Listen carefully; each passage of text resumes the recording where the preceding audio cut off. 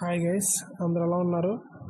ఈరోజు గోల్డ్ అలాగే సిల్వర్కి సంబంధించిన మార్కెట్ అప్డేట్ కానీ చూసుకుంటే 24 క్యారెట్ల అదేవిధంగా 22 క్యారెట్ల బంగారం ధరలు రెండు కూడా స్థిరంగా అయితే కొనసాగుతున్నాయి అన్నమాట. అదేవిధంగా కేజీ వెండి ధర మాత్రం 300 రూపాయలు అయితే తగ్గి 77,000 రూపాయలుగా కేజీ వెండి ధర అయితే కొనసాగుతుంది.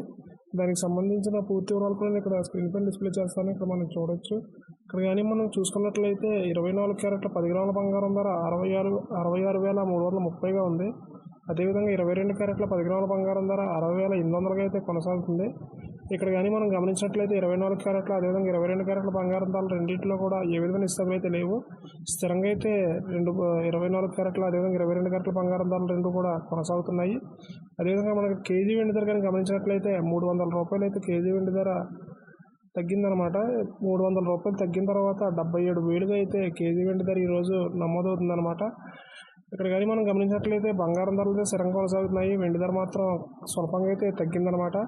రెండు తెలుగు రాష్ట్రాల ప్రధాన నగరాల్లో దాదాపు ఇవే ధరలు అయితే నమోదవుతున్నాయి. ఈ ధరలపై మీ అభిప్రాయాన్ని కామెంట్ రూపంలో తెలియజేయండి.